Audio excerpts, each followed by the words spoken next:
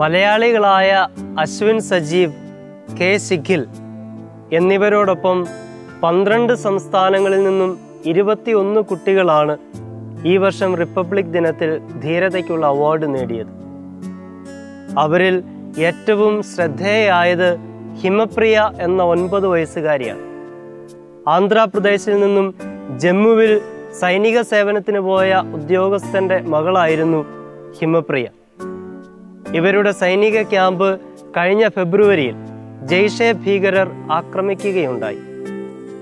പ്രിയപ്പെട്ടവരെ, അച്ഛൻ പുറത്തായിരുന്ന അവസരത്തിൽ ഭീകരരുടെ ആക്രമണത്തിൽ ഭയന്ന് കതകടച്ചിരുന്ന അമ്മയുടെയും മക്കളുടെയും മുറിയിലേക്കാണ് ജെയ്ഷെ ഭീകരർ എറിഞ്ഞ ഗ്രനേഡ് വീണ് പൊട്ടിയത്. ആ ഗ്രനേഡ് ആക്രമണത്തിൽ അമ്മയുടെ കൈപ്പത്തി നഷ്ടപ്പെട്ടപ്പോഴാണ് ആ പെൺകുട്ടി കതക് തുറന്ന് ഭീകരരുടെ മുന്നിലേക്ക് കടന്നു വന്നത്. മുറി തുറന്ന് പുറത്തു വന്ന അവളെ തോക്കു ചൂണ്ടി ബന്ദിയാക്കിയ ഭീകരരോട് അവൾ സംസാരിക്കുവാൻ തുടങ്ങി. ഏതാനും മിനിറ്റുകളല്ല, തുടർച്ചയായ 4 മണിക്കൂറുകൾ. അവളുടെ സംസാരത്തിൽ ആകൃഷ്ടരായ ഭീകരർ അമ്മയെയും സഹോദരങ്ങളെയും ആശുപത്രിയിലെത്തിക്കാമെന്ന് വാക്കുകൊടുത്തു. അത് പാലിക്കുകയും ചെയ്തു. ആശുപത്രിയിലെത്തി ഉടൻ തന്നെ മറ്റ് സൈനികരെ വിവരമറിയിച്ച ആ പെൺകുട്ടി വലിയ ജീവനഷ്ടമാണ് തടഞ്ഞത് എന്ന് സൈനികർ തന്നെ സാക്ഷ്യപ്പെടുത്തി. പ്രിയപ്പെട്ടവരെ, ദീർഘക്ഷമയോടെ, പതറാത്ത ആത്മവിശ്വാസത്തോടെ ആയുധത്തിന് മറുപടി കൊടുക്കുന്ന ഒരു കൊച്ചു പെൺകുട്ടിയെ നമ്മൾ കണ്ടുമുട്ടി. ആയുധം ഭീരുവിൻ്റെ വഴിയാണ്. സമാധാനത്തിന് വേണ്ടി ആയുധമെടുക്കുക എന്നുള്ളത് ഭീരുവിൻ്റെ ലക്ഷണമാണ്.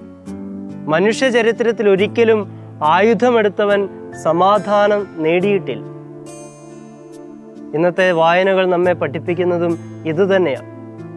ദൈവിക സമാധാനം നദി പോലെയും ദൈവിക നീതി കടലലകൾ പോലെയുമാണ് എന്ന് യേശയ്യാ പ്രവാചകൻ നമ്മെ ഓർമ്മിപ്പിക്കുക. ശാന്തമായി തുടങ്ങി ഒഴുകി പരക്കുന്നതാണല്ലോ നമ്മുടെ നദികൾ. ദൈവിക സമാധാനവും ഇതുപോലെ തന്നെ ശാന്തമായി തുടങ്ങി മനുഷ്യഹൃദയങ്ങളിലൂടെ ഒഴുകി പരക്കുന്നതാണ് ദൈവിക സമാധാനം.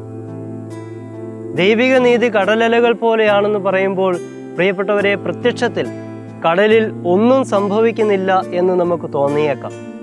നമ്മുടെയൊക്കെ ദൈനംദിന ജീവിതത്തിൽ ദൈവിക നീതി ഒന്നും സംഭവിക്കുന്നില്ലല്ലോ, എല്ലായിടത്തും അനീതിയാണല്ലോ എന്നൊക്കെ ഒരുപക്ഷെ നമ്മൾ ശങ്കിച്ചേക്കാം. പക്ഷേ ശാന്തമായി നമ്മൾ പുറമേ കാണുന്ന കടലലകൾ എപ്പോഴും പ്രവർത്തനനിരതമാണ്. നമുക്ക് കാണാൻ സാധിക്കുന്നുണ്ടെങ്കിലും ഇല്ലെങ്കിലും ദൈവിക നീതി നമ്മുടെ ഇടയിൽ എപ്പോഴും പ്രവർത്തനനിരതമാണ്. ദൈവിക നീതിയും സമാധാനം നേടിയെടുക്കേണ്ട വഴികൾ ദീർഘക്ഷമയും വിശ്വാസവുമാണ് എന്ന് ഇന്നത്തെ ലേഖനം നമ്മെ ഓർമ്മിപ്പിക്കുക. പ്രിയപ്പെട്ടവരെ, ദീർഘക്ഷമയിലൂടെയും വിശ്വാസദാർഢ്യത്തിലൂടെയും ദൈവിക സമാധാനത്തിൽ എത്തുന്നതിനുള്ള ഉപായമാണ് ഇന്നത്തെ സുവിശേഷം നമ്മുടെ മുന്നിൽ വരച്ചു കാട്ടുന്നത്. എല്ലായ്പ്പോഴും ഒരേപോലെ പ്രകാശിച്ചു നിൽക്കുന്ന പ്രകാശ സ്രോതസ്സാണല്ലോ ദൈവം. ആ പ്രകാശ സ്രോതസ്സിൽ നിന്നും സ്വയം അന്ധകാരത്തിലേക്ക് വഴിമാറി നടക്കുക എന്നുള്ളതാണല്ലോ മനുഷ്യന്റെ അന്ത്യവിധിയും.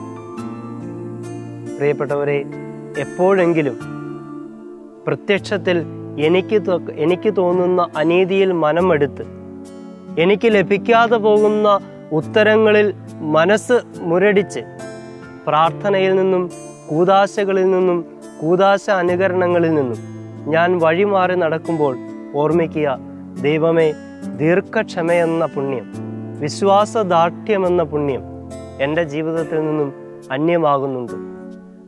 ആമേൻ.